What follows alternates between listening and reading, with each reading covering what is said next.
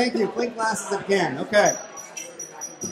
So, I learned a lot today. I had a really exciting day so far, and it's going to continue through the first part of dinner. And so, want to thank a few people who've funded and made this possible. First, the Sloan Foundation has funded the digitization program and continues to fund it, and that's wonderful. So the MBR support is coming from the Sloan Foundation, so thank you. I don't know if Danny is still here. Okay, but thank you, Danny and Sloan.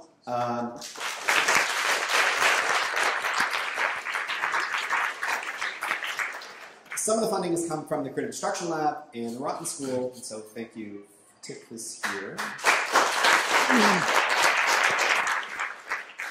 And then some of the funding has come from CFAR. And so, and you've heard maybe a couple of people today said CFAR affiliations, the Canadian Institute for Advanced Research. And so I'd like to, all three of our speakers tonight are CFAR fellows. And so to introduce our speakers, I'm going to have head of CFAR, who is Alan Bernstein, come up. So Alan is the president and CEO of the Canadian Institute for Advanced Research. They provided our funding, so thanks again. And prior to joining CFAR, he had an active and successful academic career. So he has been in our place in the past with an emphasis on stem cells, blood cell formation, cancer research. He's an officer of the Order of Canada. And immediately prior to CFAR, he was the executive director of the Global HIV Vaccine Enterprise in New York. So thanks, Alan, and he's going to introduce the speakers.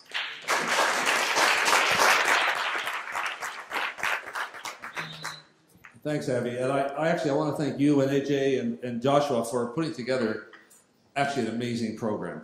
I don't know how you guys did it, but congratulations on behalf of, thanks on behalf of all of us. I think it's just fabulous. Bravo.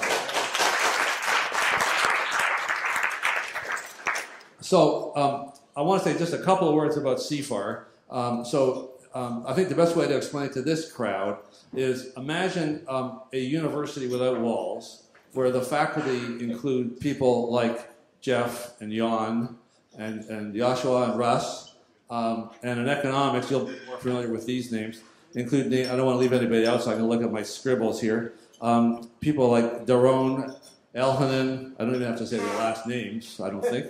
Daron, Elhanan, Torsten, Dan Treffler, who we heard today, Patrick Francois, an alumnus, Manuel Trachtenberg, Philippe, etc. And you'll get a sense of CFAR. And the room we're in is actually where the program, the economics group meets, institutions, organizations, and growth, where they meet. And I thought Joel sat on the other side of the room, but he reassures me that Joel Kier, who's an advisor to that program, always sits in the same seat. So I'm a little confused today because it feels like an IOG meeting, but it's actually a great meeting on AI and economics. Now, I'm an expert in neither, or I should put it differently, I'm an equally expert in both.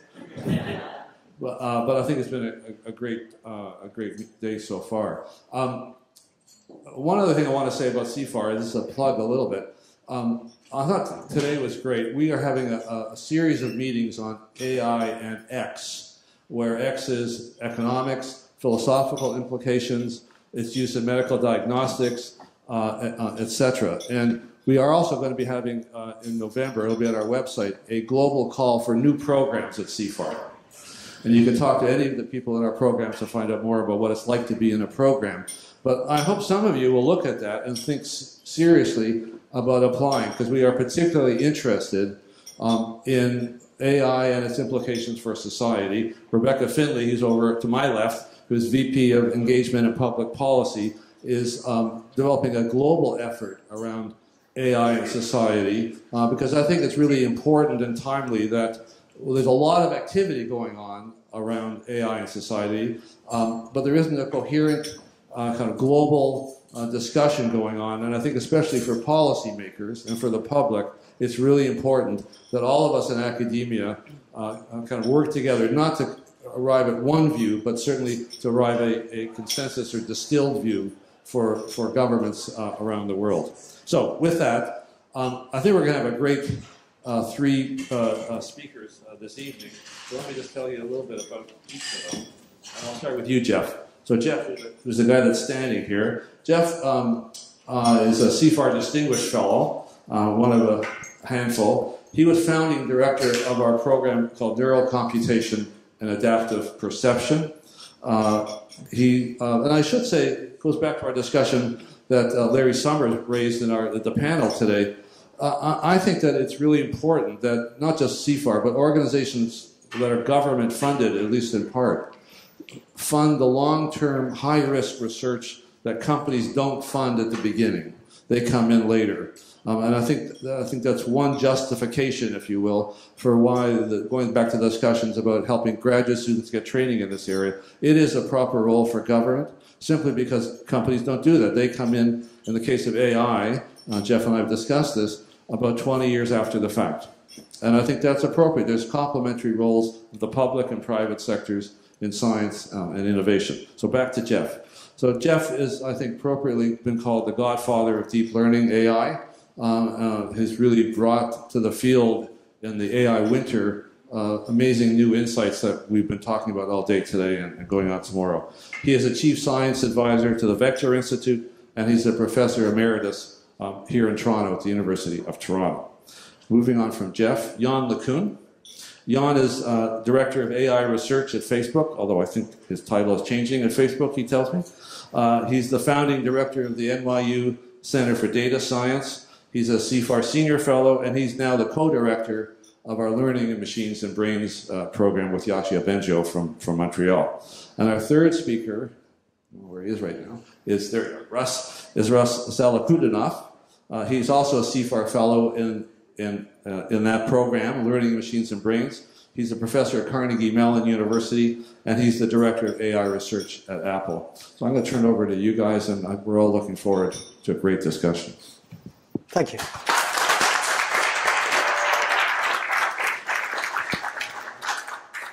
So I gave a 45-minute talk to another conference this morning, and so I figure if I do every third slide, we'll be fine. It used to be if you wanted a computer to do what you wanted, you had to write a program, which meant you had to figure out how you would do it yourself, and then get the computer to do what you would have done, but very fast. Now what you do is you tell a computer how to pretend to be a neural network with a learning algorithm. You do that once, so that's programming. But after you've done that, you just show it lots of examples, and it figures it out. So let me show you the kinds of things you can solve that way. Suppose your input is the RGB channels of an image, and your output is a string of words. Consider writing the program that converts those pixel intensities to the string of words. It's not trivial. People in AI tried for 50 years to do it and didn't even come close. We can now do that. And I'm now going to explain to you what a neural net is, because how many people here know exactly what the backpropagation algorithm is? Okay. So you can go to sleep. I'm going to explain to all the other people just what this algorithm is that's responsible for all of this stuff. Okay.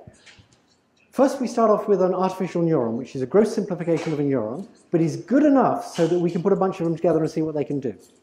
And our artificial neuron has some input lines. It has weights on the input lines, those green and red dots.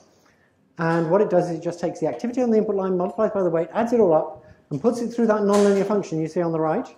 We tried a different nonlinear function for 30 years, but then this one works better. That gives you an idea of the primitive state of research in this area.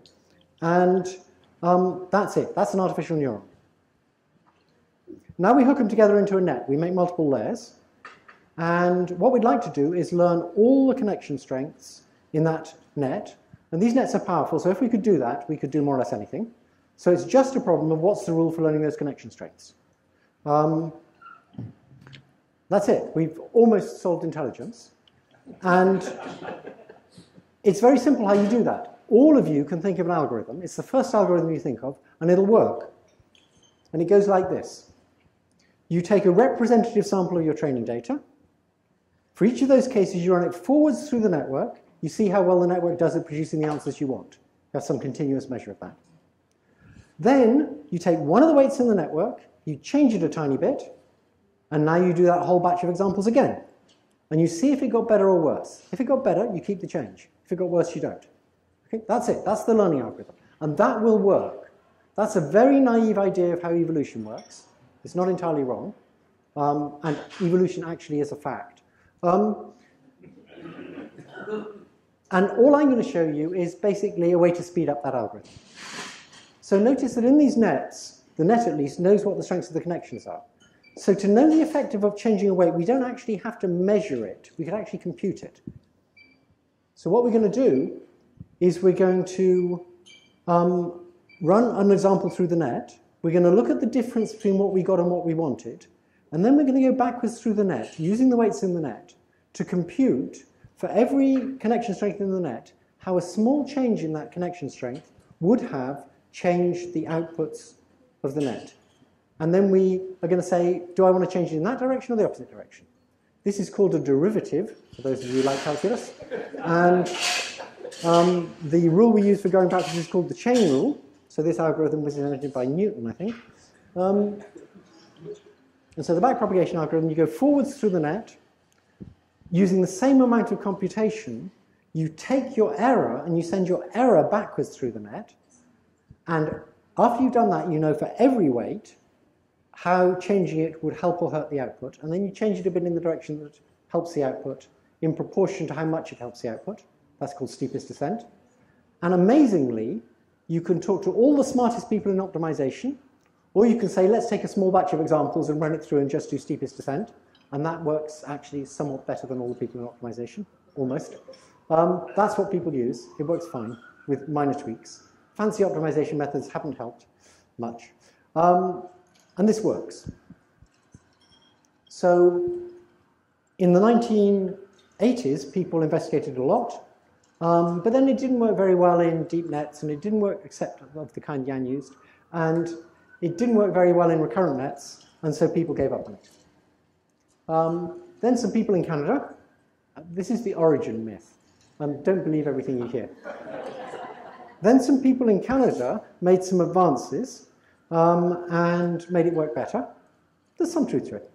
And now all you need to remember is that if you've got a lot of labeled data, you can take one of these nets, train it on lots of labeled data, and if you've got a lot of compute power, it does amazing things. But assume New York is in Canada. Yes, yeah. You're honorary Canadians. Yes. So the first amazing thing it did was in speech recognizers, we will put in some coefficients extracted from the sound wave, run it forwards through the net, and predict in the middle of that piece of sound wave what piece of a phoneme someone's trying to say. And it did slightly better than the best existing system. But that was just 2 grad students over a summer, and the best existing system had kind of 30 years of research. And so it was obvious that it was going to work better, and it did. And that appeared in your cell phones, this net actually, in 2012 in the Android. One thing to notice if you've done a statistics course is that there were just a few million training examples, and there were many more million parameters than that. So we had many parameters per training example. So don't believe what you hear in statistics courses. This worked fine. We took it to Google. It worked fine. Then we did object recognition. It's basically exactly the same algorithm. And you show it images, and you try and get it to give the classes. And it did much better than the other methods in 2012. The other methods were plateauing at about 25% error. This got 16% error, which amazed people. By 2015, it was 5% error. And now it's below 3% error. That's what happens when you develop a technology. So it's better than people, at least on this data set. We were the ones who showed that it worked on this big public data set. We built heavily on Yann's research. We basically scooped Yann with his own research. And a few extra tricks. So, I'm looking at, it recognizes things like that. The one on the right is interesting. That's from a catalog. And if you look at the orange line is what it thought, and the other ones are its errors. All its errors are reasonable things. You can see it needs glasses, but you can see why it might have thought that was a frying pan. What I'm going to talk about mainly in the time I have left is recurrent neural nets. You'll have to stop me after a quarter of an hour, because you're the one with motivation. Okay, I'm going to simplify recurrent nets. A recurrent net has some input neurons, where you show a word, for example. It has some hidden neurons which connect to themselves. So these columns are time slices. And if you look at the second time slice, you can see that that middle hidden unit is getting inputs from the previous hidden units as well as from the input. And it also has units where it predicts outputs. So as the words come in one at a time, it accumulates information in these hidden units. And people in Montreal and people at Google thought up a way to use this kind of network for machine translation. And it sounds crazy. So here's what you do. For each language, you have an encoder network. It's one of these recurrent networks. It takes the words in that language and converts it into the state of this hidden net. It then says the final state of this net is the thought. That's the thought expressed by that string of words. Yann is wincing because I'm simplifying and this stuff's 3 years out of date, but don't worry about that. It then gives that thought to a decoder net that can decode it in whatever language that decoder net trained on. So for example, French.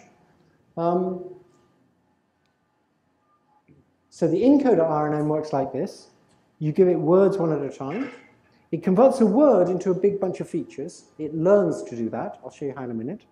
And then that word vector goes to the hidden units. Later on, we have more layers of hidden units. The hidden units feed to themselves. They accumulate information from all the words. And the final state of the hidden units is a thought. Nobody's ever shown you a thought before. That pattern of activity in that vector is the thought. And we know it's the thought because you can get it from English and then you can say it in French. And if you translate right, you must have got the thought, right? It's a very naive view of translation. So the net that says it in French first takes the thought. I'm ignoring cultural differences. I'm supposing you can have the same thought in English and French. You take the thought. You then say, given this thought, what's a good first word? And it predicts a distribution. It says 40% la, 50% la, 10% char, because I only know 3 words in French, right? And so then what you can do is you can pick from that distribution. So with a probability of 40%, we pick la. And then you tell this net, hey, you were right, it was la. And so you feed la in as word 1. And it goes through the net, and it then predicts a distribution for the second word. And it says sha.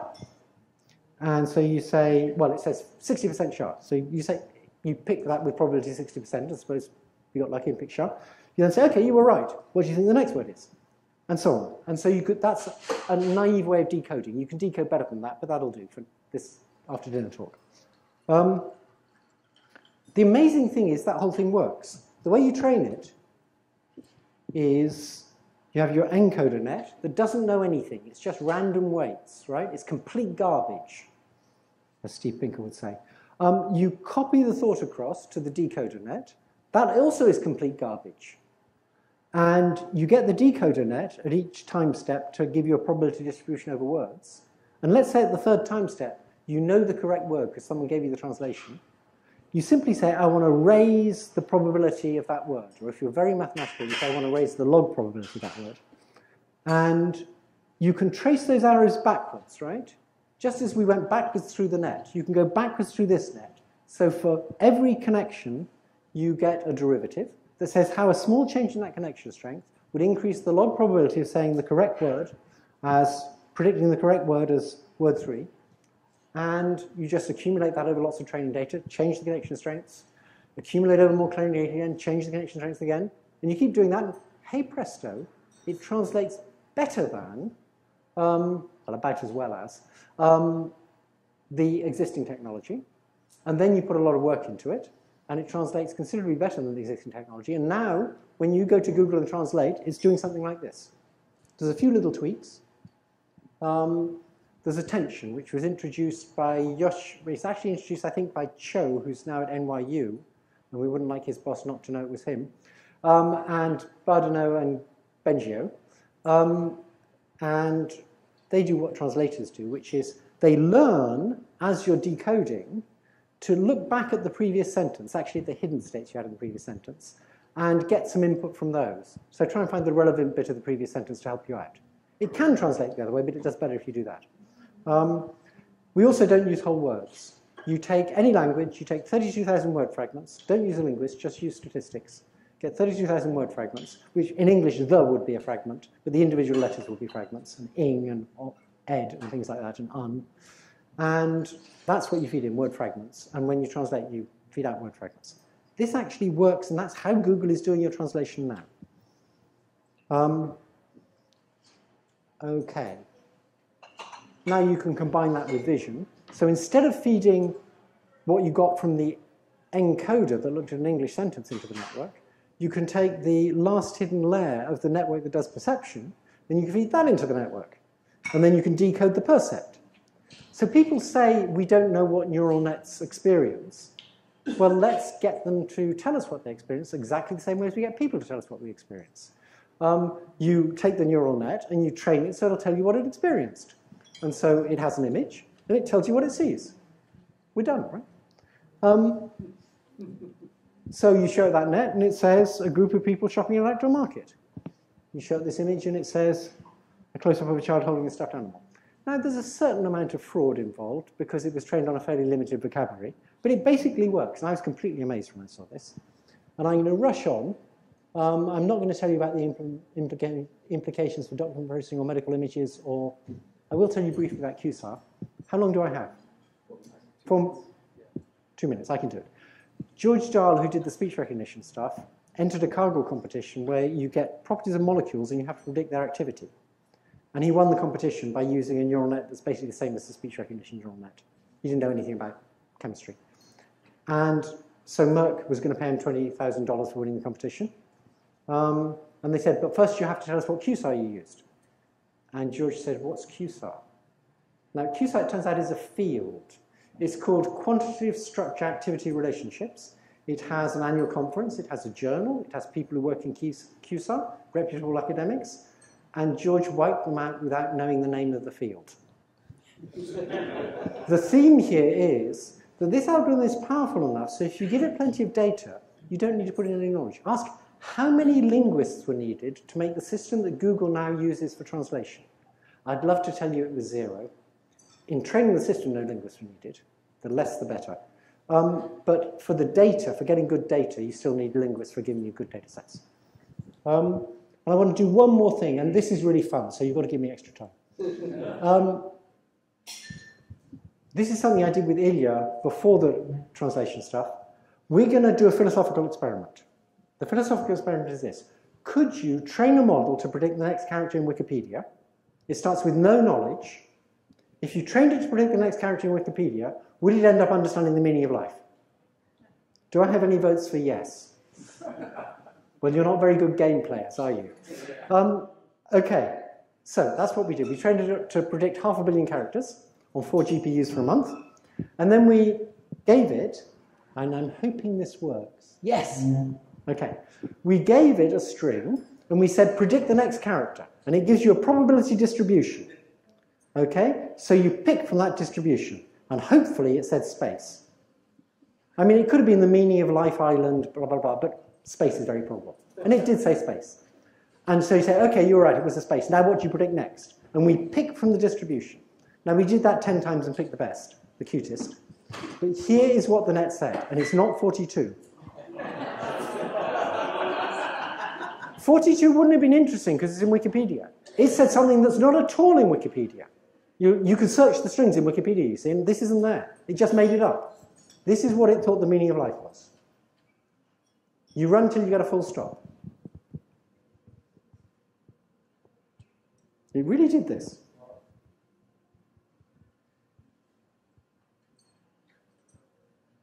Colon, that's not a full stop.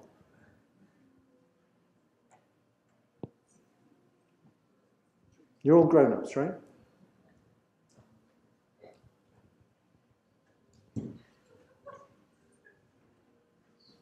No, it hasn't quite got it. But it's well on the way, right? Okay, I'm done. All right. Thanks for your attention, and thanks for the invitation. And it's been a really great pleasure to be at that conference. It's actually pretty hard to go after Jeff with all the jokes and such, but but I'll try. So I'd like to, Jeff introduced backpropagation algorithm and recurrent neural networks. I'm going to use a lot of that in this presentation as well. So what I'd like to just show fairly quickly is that, this is sort of, we live in the age of big data. And that's, I think, a lot of it is fueling the deep learning research. Particularly in the space of images, text, speech. You've just seen some examples, scientific data, relational data, and that's very important. I also wanted to emphasize the impact of deep learning. And this is something that's out there. It's real, right? This is not something that kind of works, kind of doesn't. It actually is having a quite substantial impact. Speech recognition, vision, language understanding is one big area that I'll try to highlight a few things. Drug discovery, medical image analysis is gaining some traction with deep learning. And ultimately, what we'd like to do, what I'd like to do, is to build agents that can recognize objects around us, understand speech, understand language, navigate autonomously, and display human-like intelligence. And we'll see more and more personal assistants, self-driving cars. That technology is being developed, and I truly believe that we will see that technology in not that distance of the future. This is just one example. I actually stole it from one of Jeff's slides, earlier slides. This is a speech recognition, development of speech recognition technology, all the way up to 2010, and then I think Jeff and his students really showcase the use of deep learning, and then you can see tremendous improvement in speech recognition technology. And pretty much all the major companies are using that technology. Neuroimaging, that's another very exciting area, an area of health in general. There's been some work done in University of New Mexico back in 2014, looking at fMRI scans and doing better classification. So some examples of that as well. But what I'd like to do instead is I'd like to perhaps quickly point out to some of the key challenges, where the current research is and where we're trying to make some advances. Reasoning, attention, and memory. That's one area that you see a lot of research happening. How can we build systems that can reason? Language understanding, that's another huge area. I'm going to show you some examples, particularly reasoning and language understanding. Deep reinforcement learning, I think during the day-to-day, there were a few people mentioned reinforcement learning and deep reinforcement learning. I'm going to show you some examples of that. Also, unsupervised learning. Again, people talked about unsupervised learning. This is the area that we haven't really seen a lot of advances. It doesn't work as well as traditionally supervised learning, examples that we've seen with ImageNet. Transfer learning, one-shot learning. So let me dive into a couple of these questions. So Jeff showed some examples, but I just wanted to iterate. This work was done a couple of years ago, and if you look at what these systems can do, this is a model that takes a deep neural network, convolutional neural network, and then uses a recurrent neural network to generate these sentences. And if you look at some of them, it's actually pretty good. 5 years ago, nobody thought that we could do something like that. In fact, if you talk to computer vision researchers, they would say the holy grail of computer vision is to really generate a description of what you see in the image, not just to classify that there is a dog, there's a cat, but actually have a description of what you're seeing in the image, just like humans would do. And this is pretty remarkable, right? The question that comes up is that, is it really doing something interesting, or is it just copying things from some training set and not really imagining new things? So here are some examples of where it fails, right? So for this image, it generates the handlebars that are trying to ride a bike ride.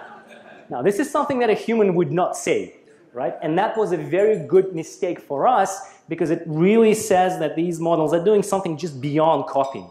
Or the two birds are trying to be seen in the water. All right, so this is again a mistake. Or this one, the man is holding a red apple to his mouth. Now, this is a failure case when we are testing the systems in a setting where these images are not coming from the training samples. So in other words, we never train on sports videos or sports images. Right? So if you don't see any sports images, then that's a pretty reasonable explanation. Then this work was done by Jamie Kier as a PhD student at Toronto. We basically kind of extended what Jeff was talking about, recurrent neural network for predicting characters, but instead we were predicting words. And you can train a recurrent neural network that can read 11,000 books, 74 million sentences. So it's a huge corpus. There is no linguistic knowledge, no supervision, no labels, nobody's telling what's the meaning of these words are. You're just looking at statistical patterns of words, right? And then what you can do is you can take an image. I don't know, what Jamie actually did is that he trained one of these models on romantic novels, okay? 7,000 romantic novels. And then you say, well, given an image, can you generate me a short paragraph in the style of what you've trained it on? And this is what it generates for that image. She was in love with him for the first time in months. She had no intention of escaping. The sun had risen from the ocean, making her feel more alive than normal. She's beautiful, but the truth is, not knowing what to do. The sun was just starting to fade away, leaving people scattered around the Atlantic Ocean. Right? Now, if you look at that, it's kind of funny, because semantically we're not there yet, but we were surprised that syntactically it was pretty coherent, right? And generating a coherent paragraph is very difficult without any supervision. And so then you can say, well, why do we need that? How's that useful? Well, it turns out it actually can be useful for a lot of things, like people are interested in sentiment analysis in general, or trying to look at, so one particular problem is something that's called semantic relatedness, where I give you two sentences, and I tell you, do they mean the same thing or not? And that's extremely useful for a lot of tasks. So here, for example, the model is picking up that the man is driving a car, or a car is being driven by the man. Two sentences mean the same thing.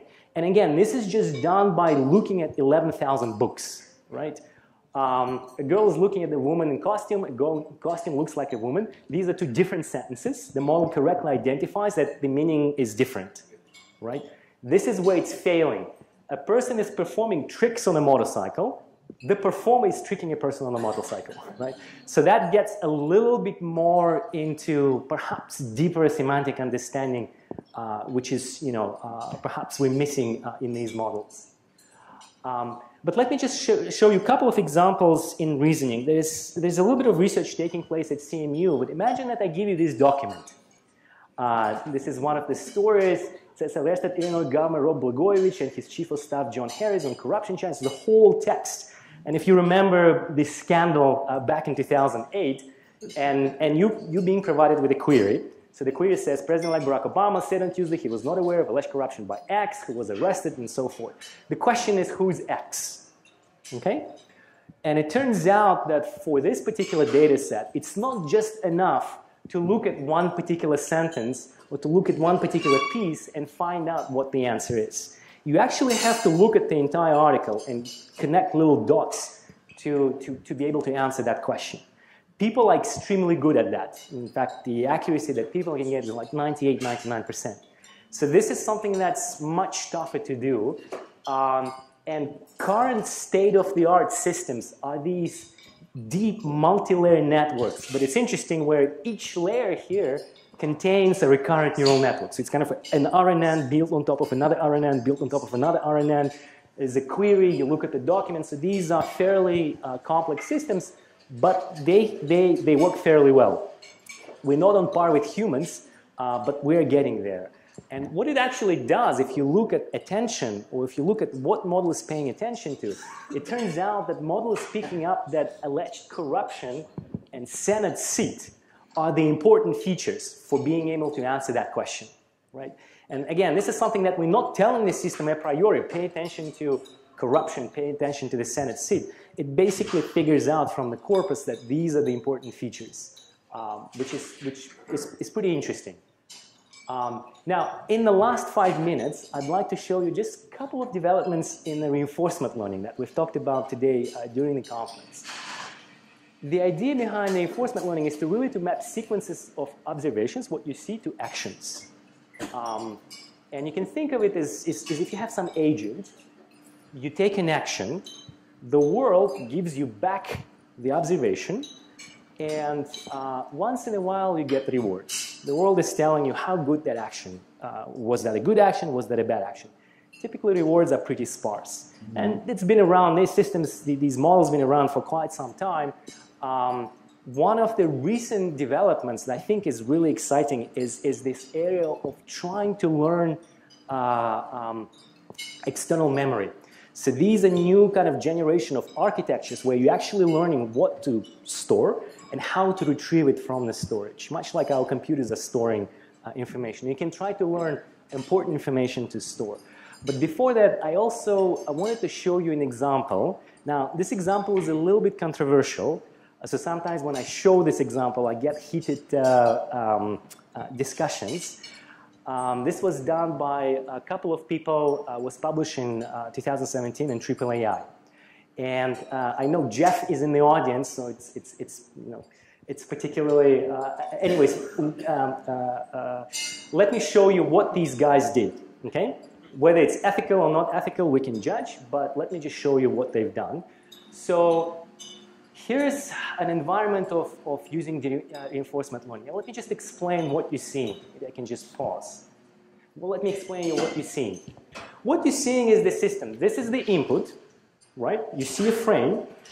You pass it through this deep neural net, and the deep neural net then predicts an action. An action is move left, turn right, go forward, right? And the rewards that you get here is collecting objects. You want to collect as many objects as possible. You're not telling the system how do you navigate. You don't tell it what actions to take. You're just telling the system, try to collect as many objects as possible. Oh, sorry. And what the system is, let me see if I can run it again. What the system is doing is it's just learning to navigate. So, now it goes, it gets stuck in the corner and can't get out. Because to get out of the corner, you have to execute actions left, left, left, left, left. The model just can't do it. After 30 minutes of training, it's kind of learning to move around in this environment. It's a virtual environment, it's a simulated environment, it's not the real environment. But nonetheless, it gets stuck because it doesn't see the barrel. After about a couple of hours of training, it can actually move around. So it learned to navigate in this environment pretty accurately. It's avoiding lava and things of that sort. Again, just by collecting objects. So you're giving target, collect as many objects. You're not telling it, you're not teaching it how to navigate. It just figures it out on its own. And then, you can train it on different environments. So both of these authors trained it on various environments, various textures. And then the incredible thing is that then you can put it into completely new environment, completely new map, and it will basically navigate in this environment. So the goal is to just move as fast as you can through the environment. It doesn't get stuck, right? So it moves around. And then the controversial piece is that there was a competition set up at the NIPS, I guess, a year ago, that basically said, well, can you actually learn to play this game? So we're going to put a bunch of people, a bunch of machines, and you just execute. You're just going to learn to play the deathmatch. And this is what the system does, right? After learning to play, it's actually behaving, I think the authors reported that it's learning to play way better than the average human, okay? So it can now, I think they actually took the second place in this competition. And it's sort of,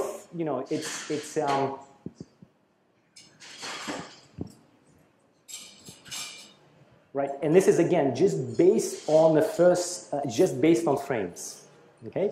So this is something that, yeah, Geoffrey. No, it wasn't done in Britain, it was done in the US. But nonetheless, I mean, this is just a game. Again, it just goes from actions, from perception to action. But at least in those simplified virtual environments, people have shown that you can, compete with human players. Now, let me just finish off by saying that this notion of learning to memorize, of this notion of actually, the problem with the previous model is that it's sort of a reactive model. You walk into the room, you immediately forget what happened in the past, right? Or you go to one place and you completely immediately forget what happened behind you. So just completely memoryless agent. And some of that work was also developed at DeepMind, the memory piece. But let me show you one particular example, which is very hard to solve. Imagine that you're navigating in some maze environment, and I give you an indicator. So in this environment, there is an indicator. If the indicator is blue, you have to find the green block. If the indicator is pink, you have to find the red block. Okay? And the distance between indicator and where you need to go can be fairly large. So the model has to learn to remember that there is something that's called indicator in my environment. Once I know what that is, I know what my target should be. And you're not giving that information a priori to the model. You're not telling the model that these if then rules. You're basically saying, can the model figure it out on its own? And indeed, what it does is it learns to store the state of the indicator, and then it navigates in the environment, finds the wrong target. It's a completely random environment. This is the model never seen this environment.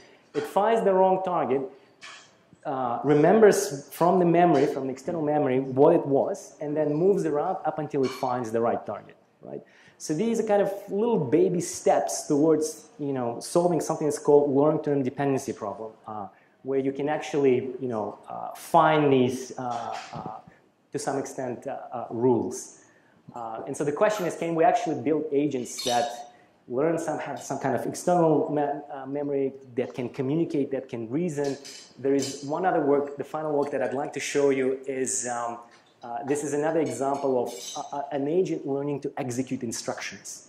So you can say, go to the red pillar, or go to the short pillar.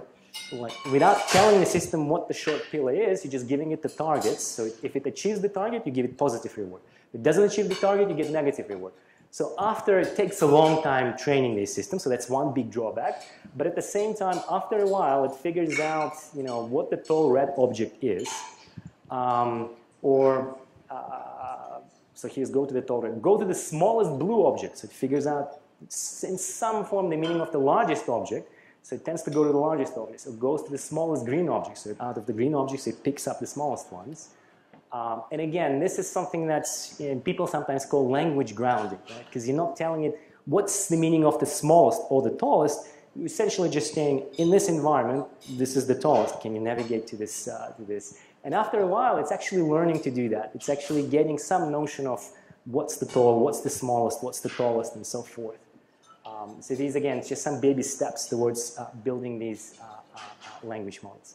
And I'll stop here. Thank you.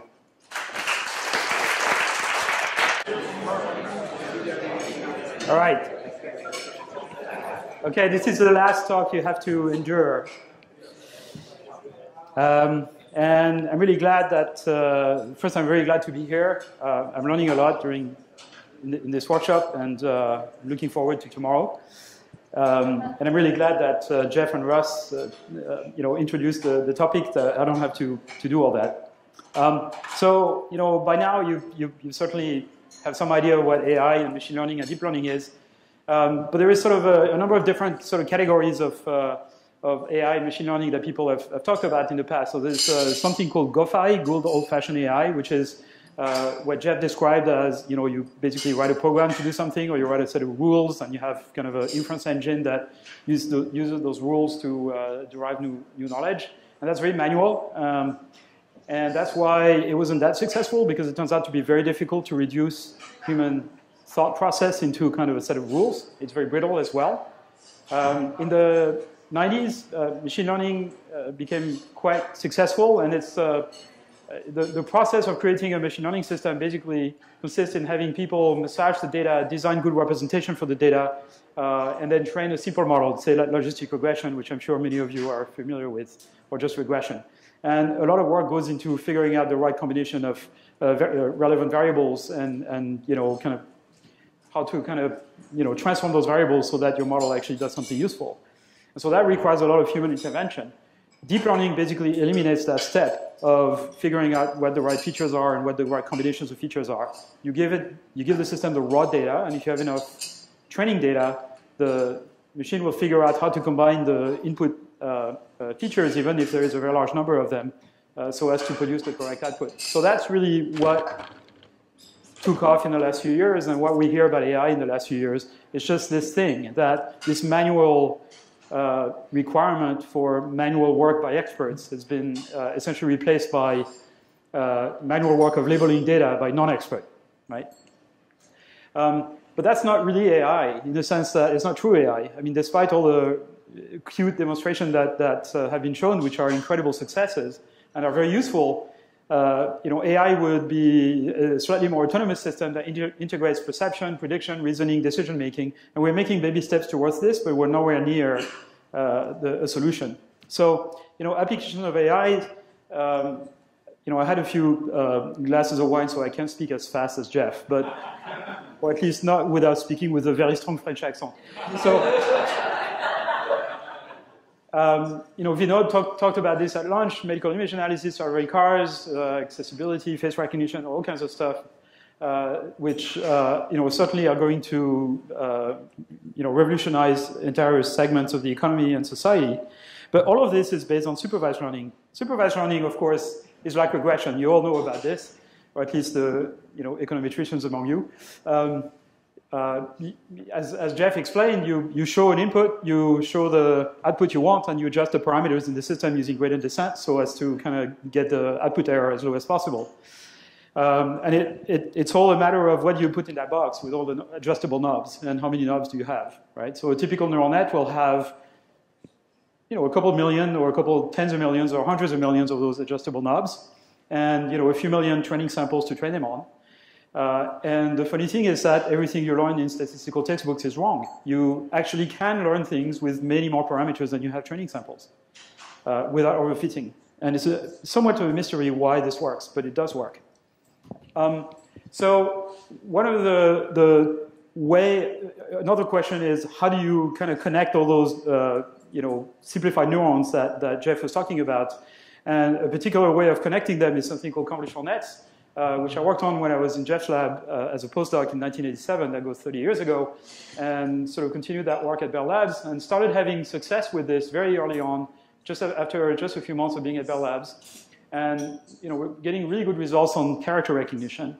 That's the only application for which we could have enough data at the time. There was no other applications for which there was data that had been collected. Data had been collected by the US Postal Service, essentially, or by banks that collected images of checks. And in just a few years, we managed to deploy check reading systems based on convolutional neural nets. Probably one of the first really large-scale applications of neural nets that was commercially deployed. By the late so there were two applications. The first one was deployed by NCR, which at the time was a subsidiary of AT&T, in ATMs. So it's the first ATMs where you could just put your check and the ATM would recognize the amount. You have that everywhere now, but this was deployed in 1995. And as I guess Larry Summers was saying this earlier, the number of tellers actually increased after the ATMs were deployed. So this does not displace jobs. The automation of that process did not displace jobs. You still need the human contact. On the other hand, NCR also deployed another machine a year later based on our technology that was a high-speed check reader for the back office of banks. And that had the performance of being able to read about half the checks that were presented to it with a very low error rate, and then deciding on the other half that it wasn't good enough, certain enough about what the amount was, and then sending that to human operators. So this was my first personal contact with actually putting people out of jobs, because a few years later, the system was bought by a whole bunch of banks and was reading on the order of 20% of all the checks in the US. And because it was reading half the checks it was fed, it basically eliminated 10% of those jobs in just a few years. So, certainly technology displaces jobs, we know that. I hope these people found better jobs. And then in the last few years, one of the limitations of the system, which is why the community kind of got disinterested in this. So one thing I should mention as well is that a patent was actually filed in 1989 and 1990 on convolutional nets. And when AT&T split itself up and spun off NCR, the lawyers in their infinite wisdom assigned the patent to NCR, which had no idea what they had in their hands. The patent thankfully expired in 2007, and which is good because now we can use convolutional nets without paying anybody. And I think it would have actually slowed down the progress of AI if that patent had continued. So thankfully or not, the field turned away from, of machine learning, turned away from being interested in those questions and kind of gave up a little bit. There was kind of a legend, which was that very few people could figure out how to train those systems. And, I was only one of them. Even Jeff was saying this at the time. It's not true. There's not thousands of people who can train those networks. It's just that the software you had to build to be able to do this was kind of complicated, and it wasn't widely available. Open source distribution was not something that people were used to. And so the technology was not widely disseminated at the time. And it took another 10, 15 years. It also took the deliberate decision by Jeff, Joshua, and me with the help of CFAR to actually rekindle the interest of the community in these methods in the early 2000s. And by the early 2010 decade, Jeff had, with his students, had figured out how to run those things on GPUs, which kind of sped up the execution of them by a large factor, and there were a few more tricks that were invented, which made it possible to train very, very large networks on large data sets like ImageNet. And it's not like nothing had been happening in the meantime. We developed things to drive robots around with this technique and do all kinds of applications that nobody cared about. There was quite a few papers published between let's say 2003 and 2013 where the community started paying attention that basically nobody cared about. So it's an interesting history for the sociology of science that people will have to analyze. I'm sort of too much in the middle of it to really kind of be able to do this. But since then, there's been a lot of progress in applying this to computer vision. So you saw some examples in captioning. There's recent proposals from people at Facebook and other places on how you can use computer vision systems to not only just recognize objects or describe images, but even outline the contour of every object in an image, even if they overlap a lot and if there are sort of multiple instances of the same object, like all the sheets here are being kind of identified separately and all the elements in the table, etc. So this is a kind of task that computer vision people, again, repeating something that Russ was saying earlier, if you ask computer vision people just a few years ago, 5 years ago perhaps, how long is it going to take for us to be able to do this? They would have said, like, we have no idea. It might take 10 years, 15 years. It took, much less than that. Now, I was really interested by the series of talks earlier today about not the effect of AI in society, but the effect of machine learning and AI on economics. I actually dabbled in this a little bit. I worked with economists at NYU, Andrew Kaplan and John Leahy, on uninteresting problems for economists, like predicting real estate prices, house prices. I'm told this is kind of like very low in the sort of hierarchy of things that people are interested in economics, but it had some relevance in the late 2000s because of events that we all know about. And we studied several models, and I'm telling you this because of a story I want to tell. So you can use very simple things like predict that the price of a house is basically the same as the price as the house next door. You can do linear regression. Doesn't work very well, so you can predict the price of a house within 10%. About 40% of the time, 48% of the time. You can do locally weighted non-parametric regression. We have some sort of continuous surface of house prices, etc. It works a little better. You can train a neural net that you just give it the characteristics of the house, give you the price, and that works okay. But what works best is when you combine this and that. So you say the price of a house is the product of the intrinsic price of the house regardless of where it is, and then the kind of local desirability of the location. And you, of course, don't know the desirability of the location, but you infer it as a latent variable. And that works kind of well. And so then we turned around and talked with our friends, economists, and we said, and they said, we want to write a paper about this in an economics journal. And they said, but we can't use this because there's no way we can explain this to economists, and also it's too complicated, so we can't really explain, what the dependency of the variables is. So we're just going to use this, or perhaps that. But we're not going to talk about this at all. And so they wrote a paper. We wrote a paper in a machine learning journal. Everybody was co-author, which talked about this, because that is not interesting to machine learning people. And then the economists turned around and said, this kind of works well, so perhaps we should create a startup to actually predict house prices. That might be useful to mortgage people, right? And I asked them, okay, which model do you want? You want the one you can explain, or you want the one that actually works? And say, of course, we want this one. So, that's kind of the debate between the explainability and things that actually work. And you may not have both, right? You may not be able to have both. So anyway, this was applied to Los Angeles, and you have this kind of, continuous surface of desirability in Los Angeles. This is Beverly Hills. It's all red because it's all expensive stuff. And you can even do sensitivity analysis. So it's not like those things are completely non-explainable. You can figure out, like, if I add a bedroom to my house, is it going to increase the price by a significant amount? And if you are in Beverly Hills, no. But if you are in South Central, yes. Okay, so issues with supervised learning is there's a whole bunch of them that we mentioned today. They reflect biases in the data. You need a lot of data to train them on. So for example, so Facebook uses those convolutional nets and various other things for translation, image recognition, text classification for deciding what to show you on your newsfeed every day. Facebook users upload something like 1.5 billion photos on Facebook every day. Every single one of those 1.5 billion goes through 4 convolutional nets. One that's used to detect objectionable content, so basically for filtering. There's actually 2 of those. One that just recognizes the image and, a second one that recognizes the image and generates descriptions for the visually impaired. Another one that recognizes objects in the image so that we can better decide, what to show people. And the last one, which is turned off in Canada and Europe, does face recognition. So it tags your friends automatically. But people in Europe and Canada are not entirely comfortable with that. So it's turned off.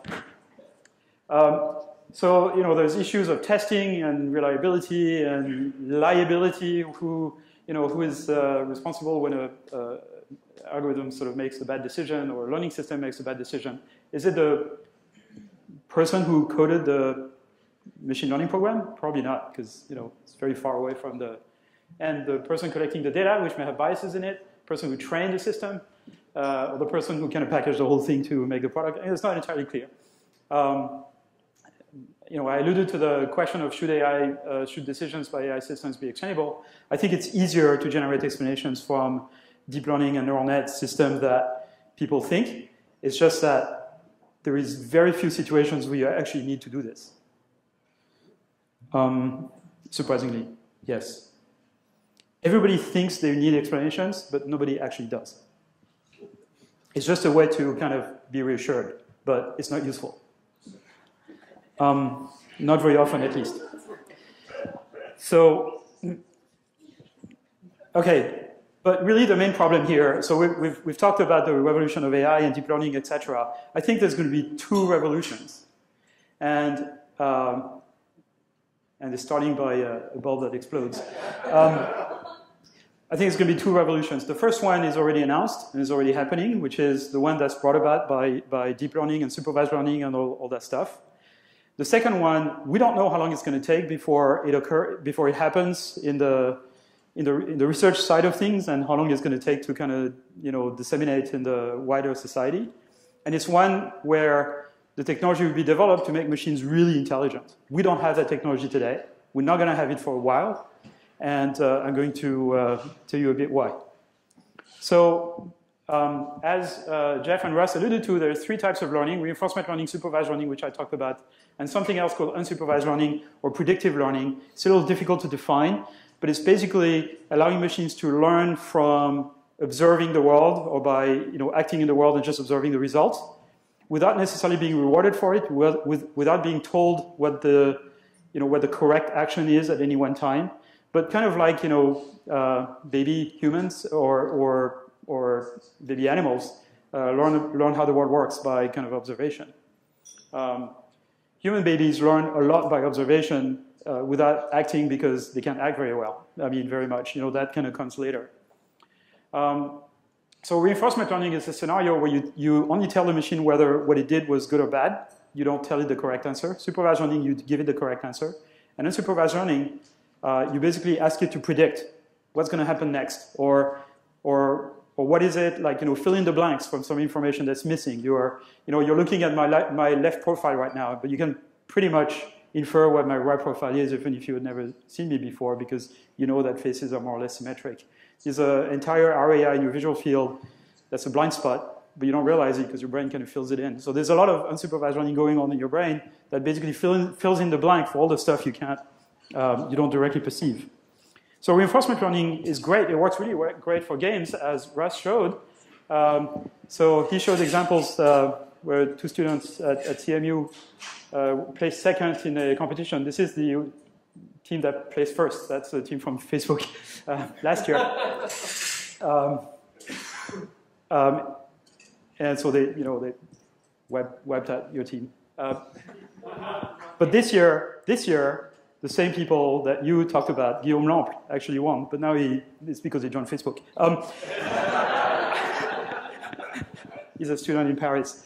It worked really well for DeepMind's AlphaGo, which played more Go games than all of humanity in the last 3,000 years, which is how you could kind of figure out all those things. And you can do this for games because you can run games on hundreds of computers simultaneously, faster than real time, and therefore you can generate thousands and thousands and millions of samples. And the problem with reinforcement learning is that it requires millions and millions of trials. So I was saying earlier today, if you want to use reinforcement learning in the classical sense to train a machine to drive a car, it's going to have to crash into a tree 40,000 times before it figures out that it's a bad thing.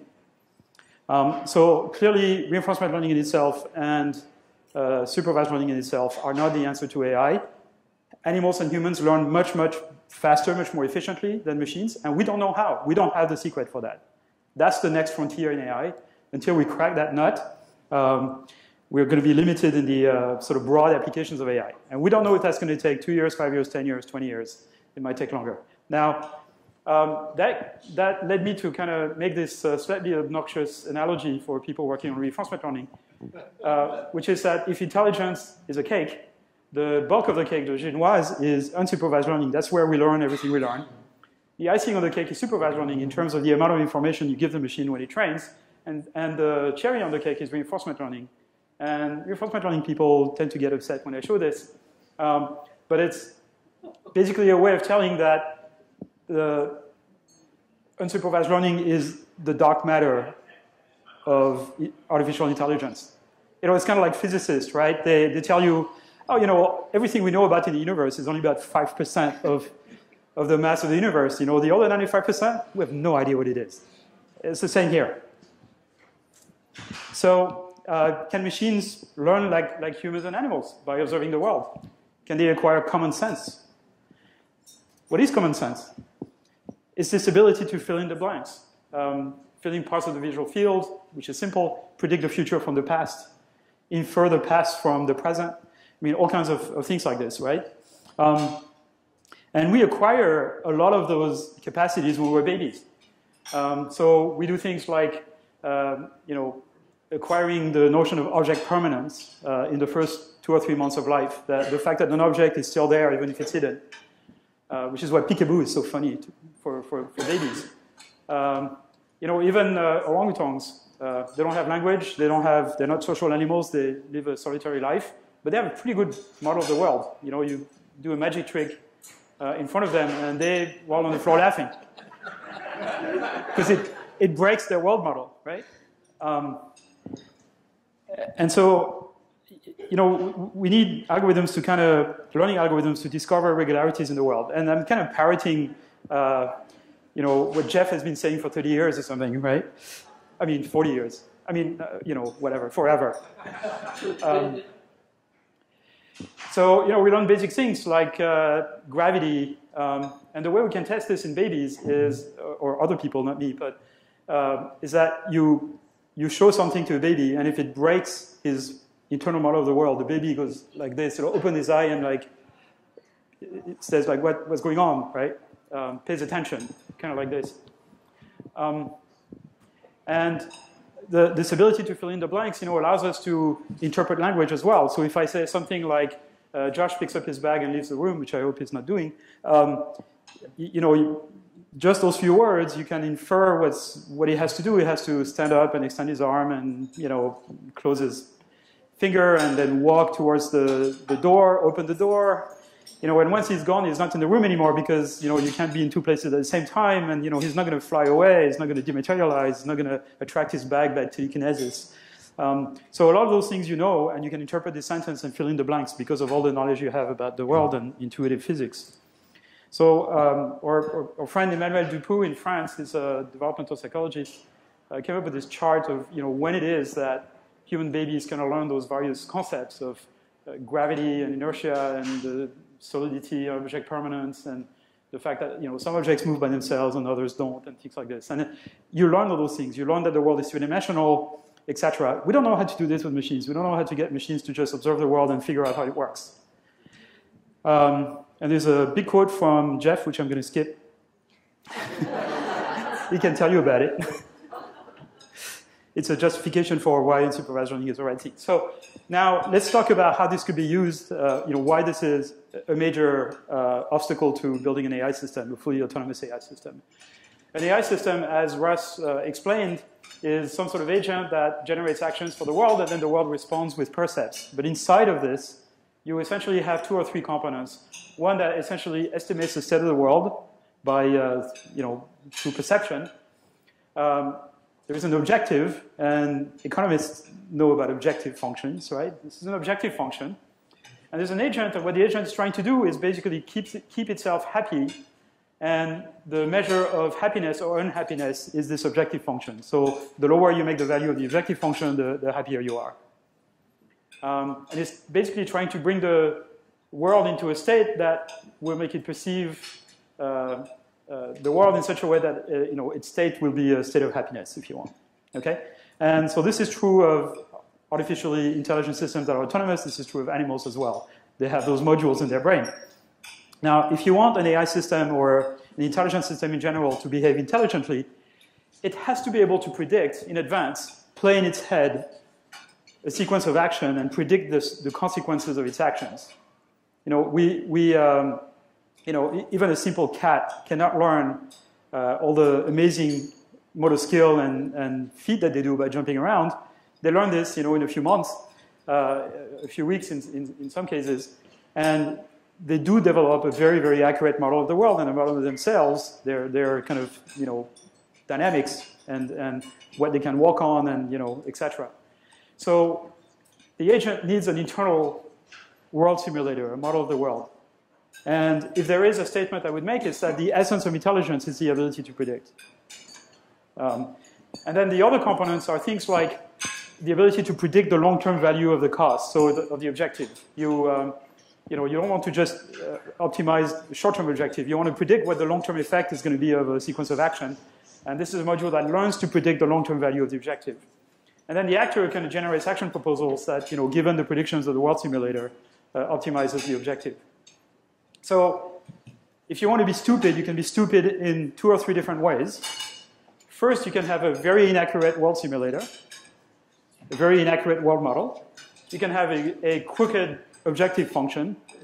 Maybe you're narcissistic or something like that.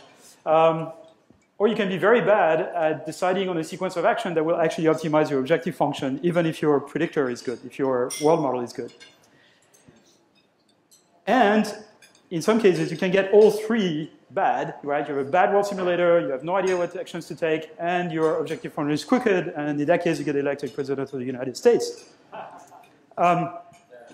So the hard part is how to kind of train a machine to learn those predictive models.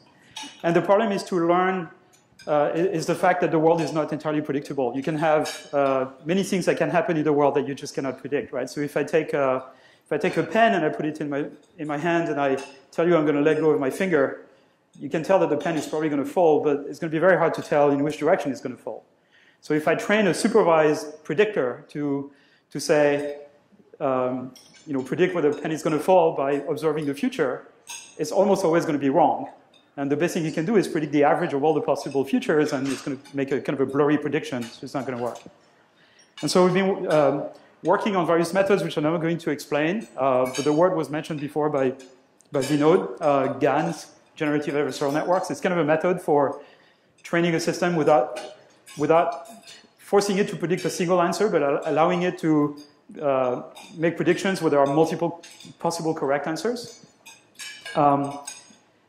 And without going into details, you can use this to train a system to do prediction in videos and kind of continue videos for a few frames. I'm not going to go into the details. This is very useful if you want to train a machine to drive, because you'd like to know that the pedestrians are going to keep, crossing the road, or that the car in front of you is going to turn left or not, and you want to be able to predict what's going to happen in advance, so you don't make the mistake of, running into a tree and having to crash 40,000 times before you realize it's bad.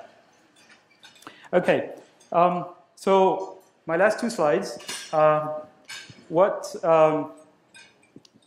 When will the true AI revolution occur? And as I said just before, I don't think we'll have household robots or good digital friends or assistants until machines acquire common sense. It's going to be very frustrating to talk to machines until they can do this. This won't happen until we get machines to learn predictive world models. Not completely accurate, but and this may take. There may be a breakthrough next year, or it may take 5, 10 years, 20 years. We don't know.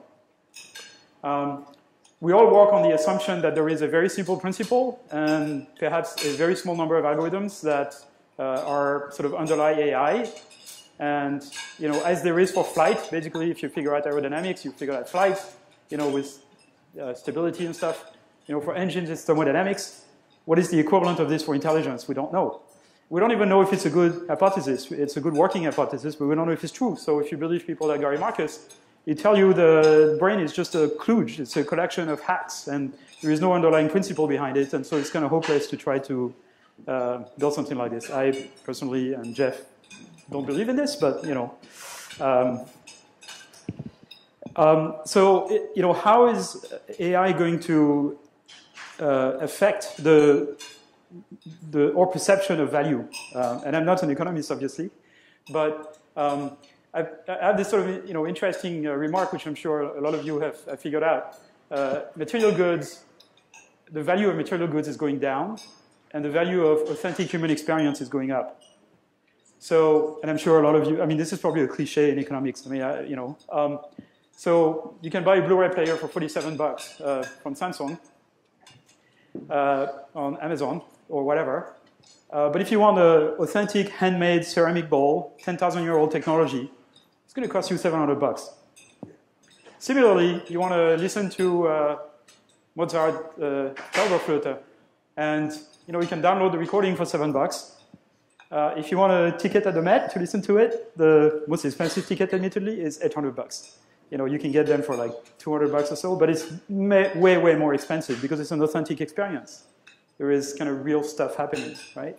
So I think the future is bright for artists, artisans, jazz musicians. I'm a big fan of jazz, so that's really kind of a direct communication with artists. It's going to give more value to authentic human experience. Thanks. Propagation.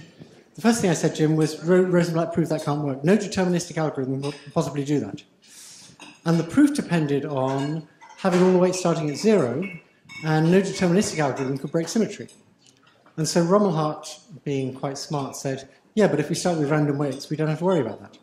And that solved it.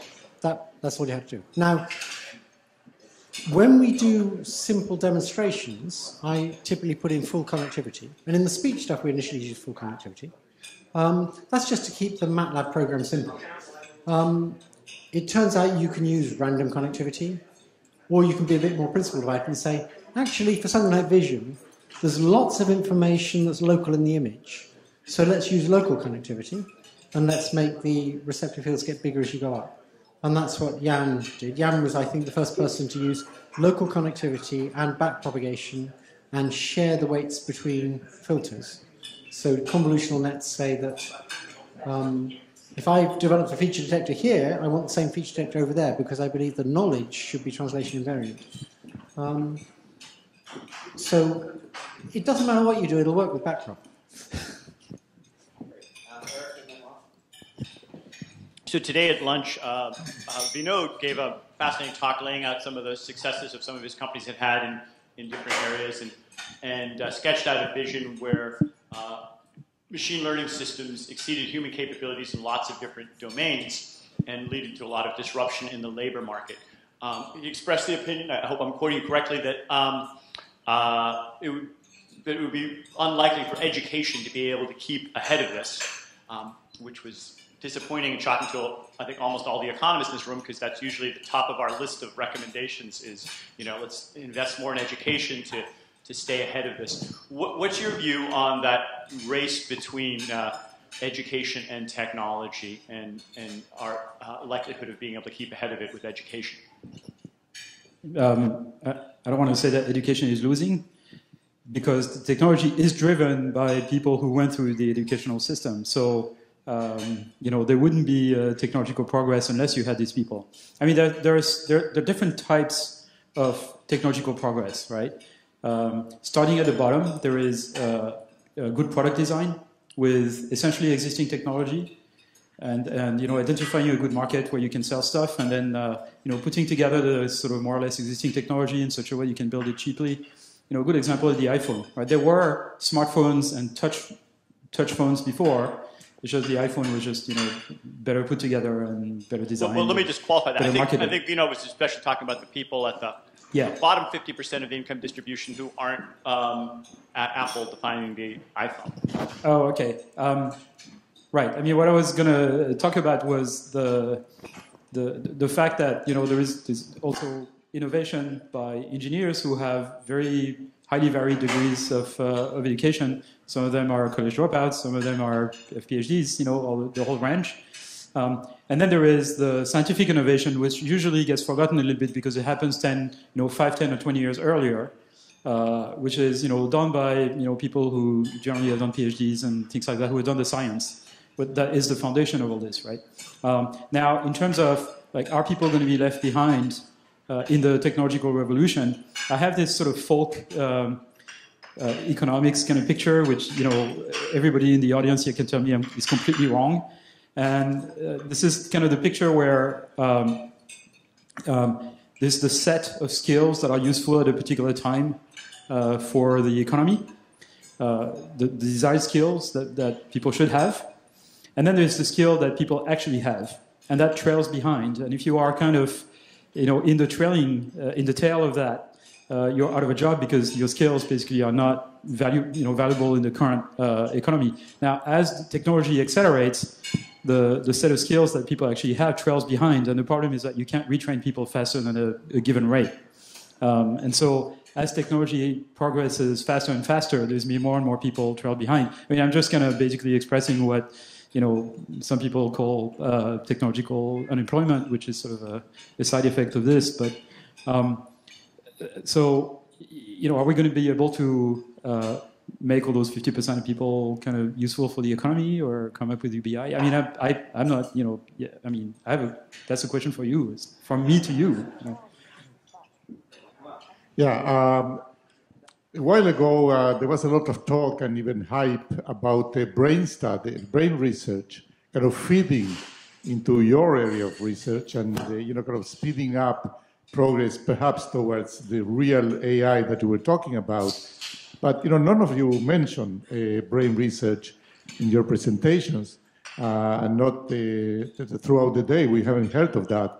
So what has happened? I mean, is there a close relation? Is there mutual kind of impact of these two lines of research, or they are going separate ways?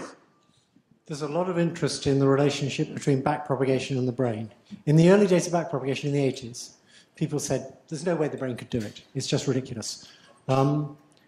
Francis Crick in particular said it just wasn't on. But now that it works so well, people have got much more interested in how the brain might be able to do backpropagation. So evolution can figure out how to turn the same cells into teeth or eyeballs. If it can do that, why can't it figure out how to do the chain rule? I mean, it's crazy. If there was so much selective pressure for implementing the chain rule, surely it would do it. And I used to believe very strongly that the brain must be doing it somehow.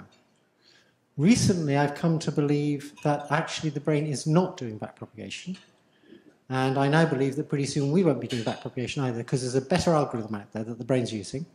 And I'll tell you about it in December. But it's probably an algorithm to estimate gradients in some ways. So there's something that we didn't talk about here, which is that things like convolutional nets are actually very much inspired by biology. Neural nets in the first place are somewhat inspired by biology, but the only reason we believe this stuff might work, Because the brain works. Because the brain works. It's crazy to investigate this otherwise.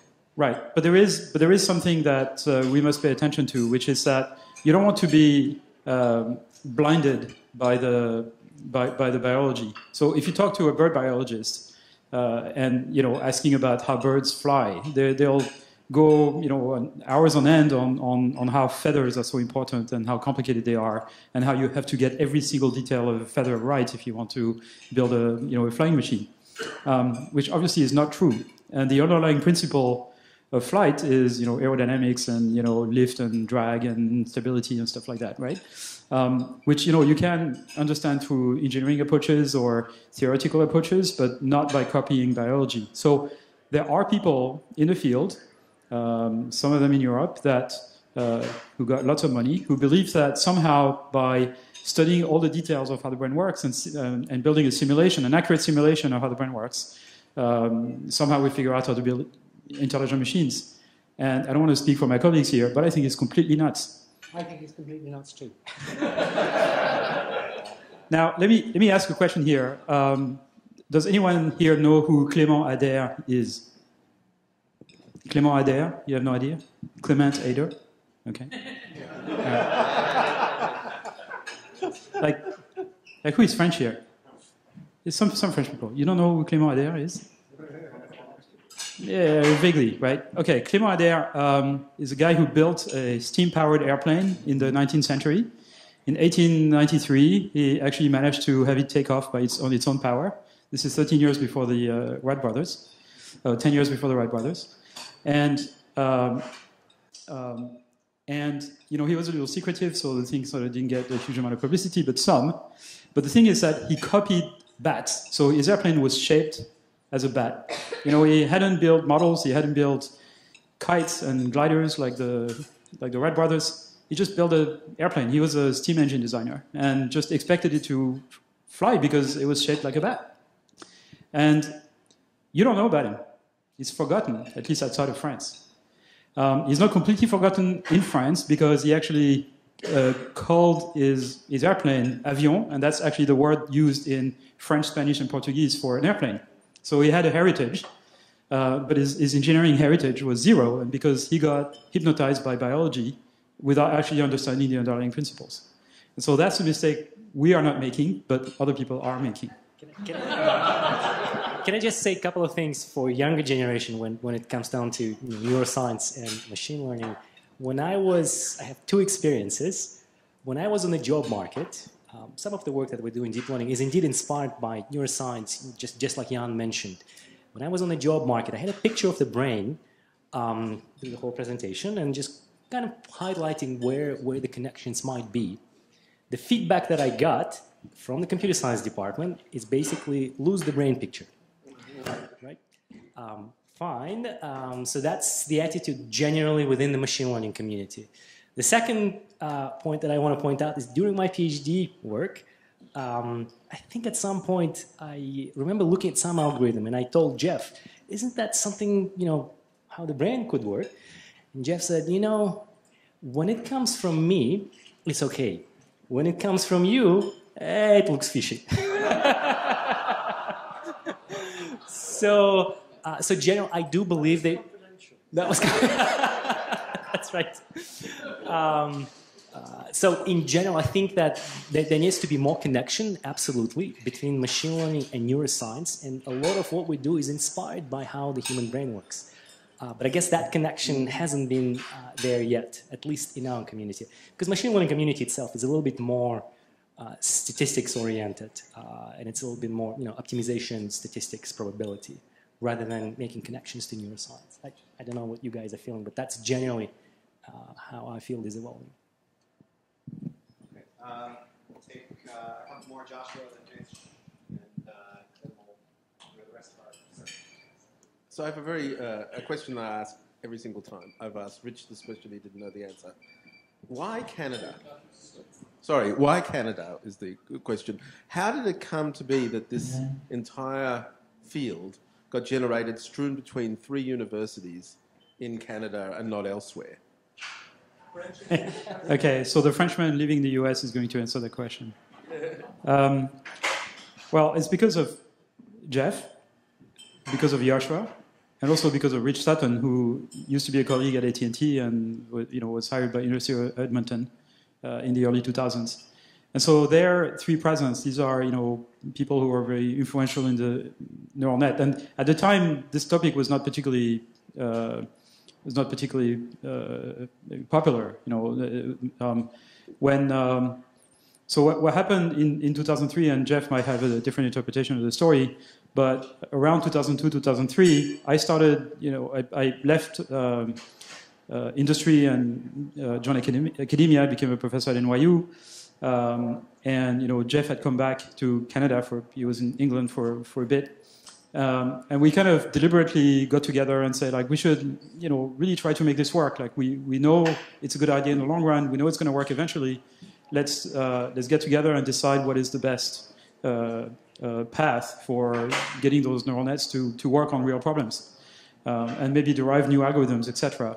And fortunately, CIFAR had the foresight of essentially, starting this program that Jeff managed to convince CIFAR to start this program, I guess, on neural computation adaptive perception. And that had an enormous catalytic effect because this topic was very unpopular. We had a hard time publishing papers, and so this was very bad for our students. We couldn't convince them to work on this. We had to let them, work on other things that were more popular for them to get jobs.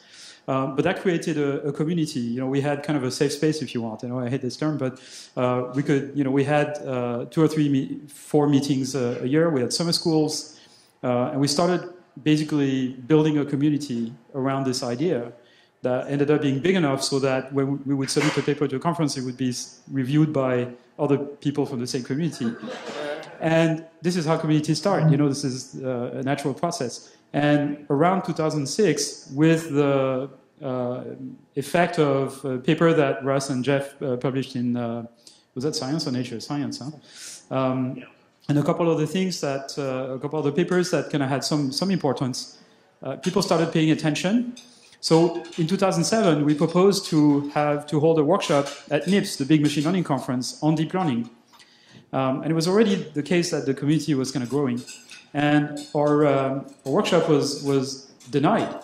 People told us, no, you can't have a workshop on this. This is, they didn't tell us why, but basically they thought it was a stupid topic.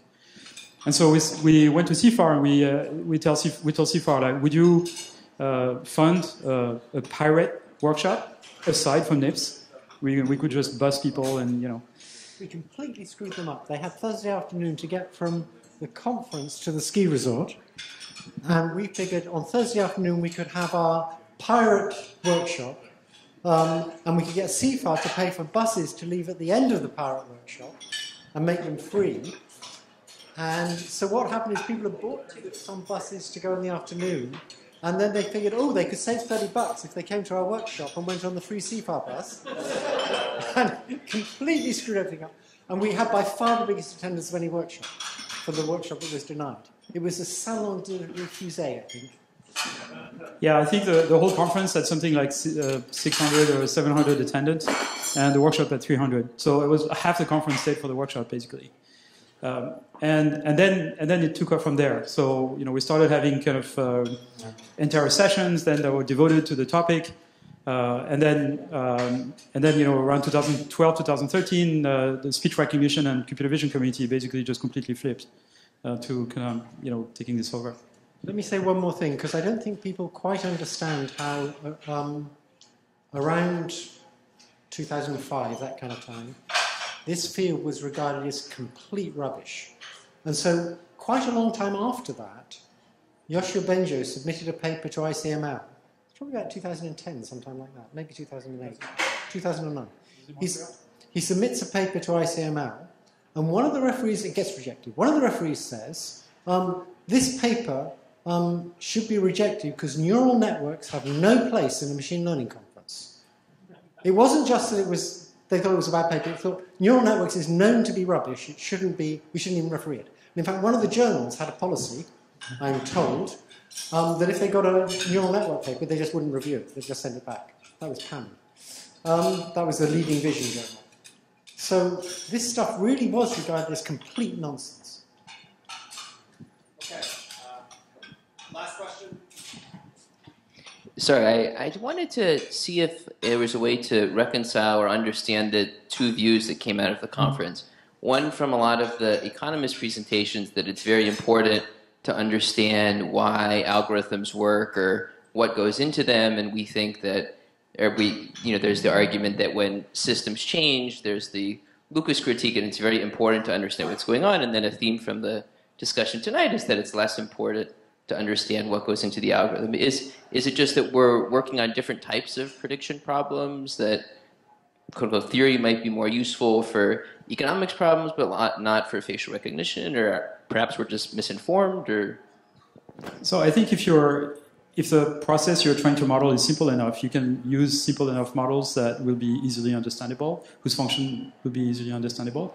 But as you get to things like image recognition and driving cars and stuff like that, the complexity of the decisions that are made and the perception system are such that you're not going to produce completely detailed explanation. But of course, it's very easy to analyze the system. You can figure out exactly the effect of every single variable, every single weight, every single input.